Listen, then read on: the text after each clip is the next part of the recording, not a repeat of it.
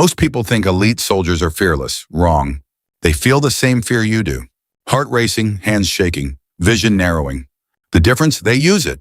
While you panic, they focus. While you freeze, they move.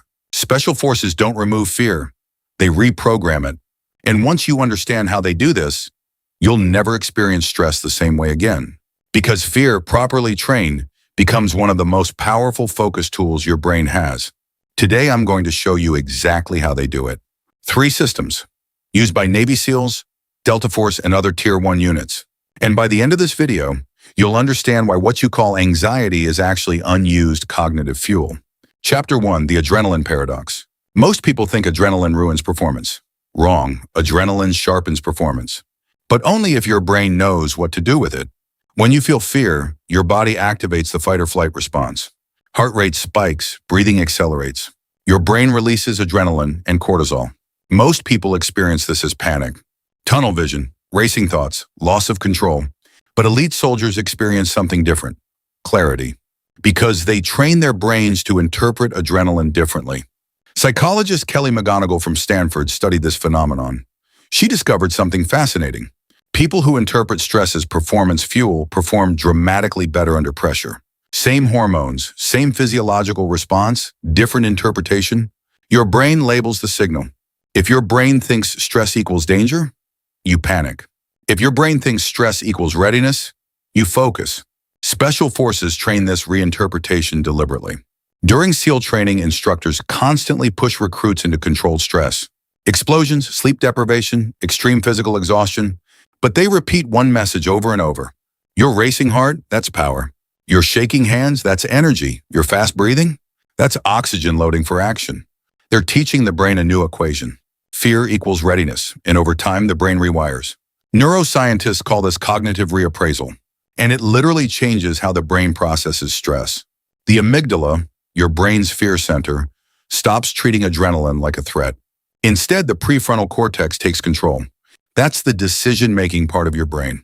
So instead of panic, you get focus. But here's the problem, though. Reframing fear only works if your brain has a plan. Otherwise, adrenaline still overwhelms you, which leads to the second system. Chapter 2, stress inoculation. Imagine 2 people. One hears gunfire for the first time. Panic, chaos, freeze response. The other hears gunfire and calmly returns fire. Same brain, different training. Psychologist Donald Meichenbaum developed something called stress inoculation training. The idea is simple. Small doses of stress build psychological immunity exactly like vaccines. A vaccine gives your body a small controlled exposure to a virus. Your immune system learns to handle it. Next time, no panic. Special forces apply the same concept to fear. They deliberately expose themselves to escalating stress. Over and over and over again. Live fire drills, combat simulations, sleep deprivation exercises, chaos environments, sirens, explosions, screaming instructors. Why? Because the brain adapts. The first time you experience intense stress, your brain says, "We're dying." The 10th time, this again. This the 100th time, routine. Surely your nervous system recalibrates. What used to feel terrifying now feels normal. Researchers call this habituation. Repeated exposure reduces emotional intensity, which is why rookie soldiers panic and veterans stay calm. They've seen it before. Your brain isn't afraid of what it recognizes. But here's the part most people miss. You don't need a battlefield to train this. You can create controlled stress environments yourself. Cold showers, high-pressure presentations, difficult conversations, hard workouts, public speaking. Every time you voluntarily enter discomfort, your brain learns something. Stress is survivable, and that lesson rewires your nervous system.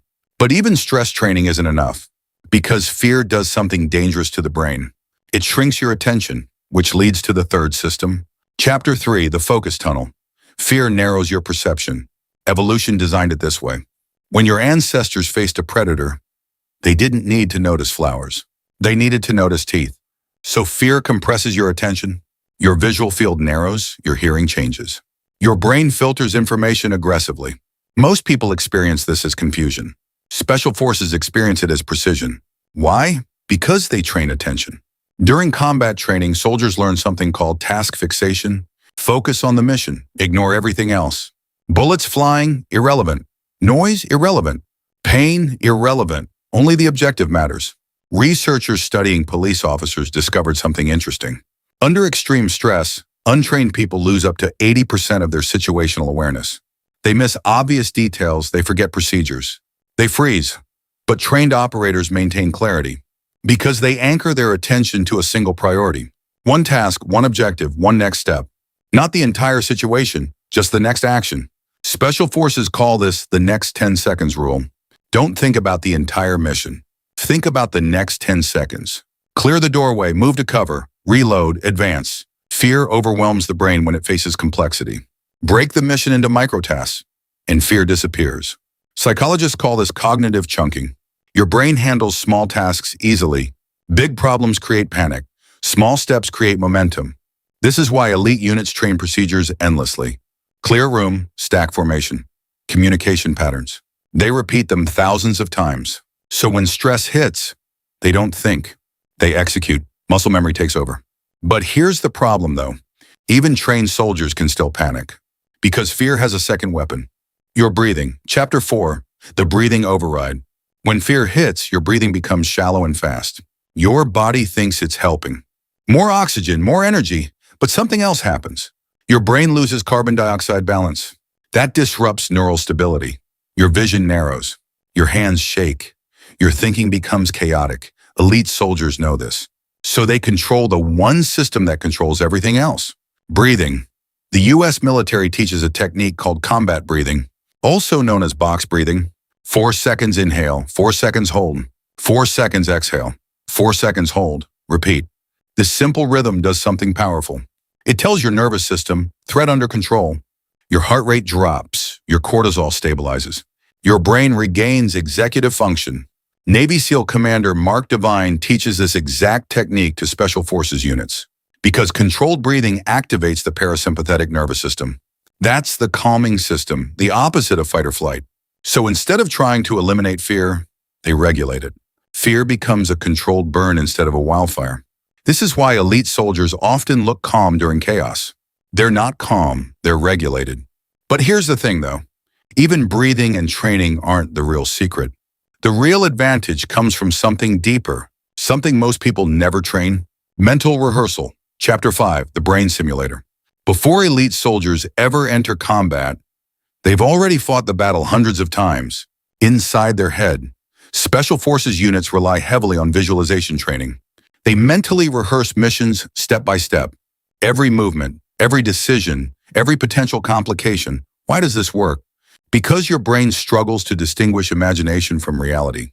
Neuroscience studies using fMRI scans show that visualization activates many of the same neural circuits as physical practice. Motor cortex, sensory regions, decision networks, all firing. Olympic athletes use this technique constantly. So do fighter pilots. So do surgeons. Special forces take it even further. They rehearse failure scenarios. What if the door doesn't open? What if communications fail? What if someone gets injured? They imagine the chaos before it happens. So when real chaos arrives, it feels familiar. Your brain hates uncertainty. Uncertainty creates fear. But familiarity creates confidence. And visualization builds familiarity before the operation even begins. But here's the problem though. You can understand all of this.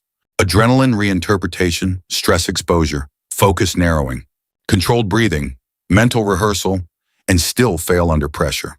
Because there's one final factor. The environment. Chapter 6, identity pressure. Average people perform under evaluation. Elite units perform under identity. There's a huge difference. If your identity is weak, stress breaks you. If your identity is strong, stress activates you. Special Forces culture is built around this. You are not just an individual. You represent the team, your unit, your brothers. Failure isn't personal embarrassment. It's betrayal. Psychologists call this identity-based motivation.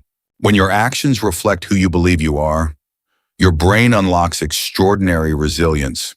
A Navy SEAL doesn't ask, "Can I handle this?" He asks, "What does a SEAL do here?" And that identity answers the question. Move forward, execute, complete the mission. Fear becomes irrelevant because identity overrides emotion. And this is the real secret. Elite performers don't rely on motivation.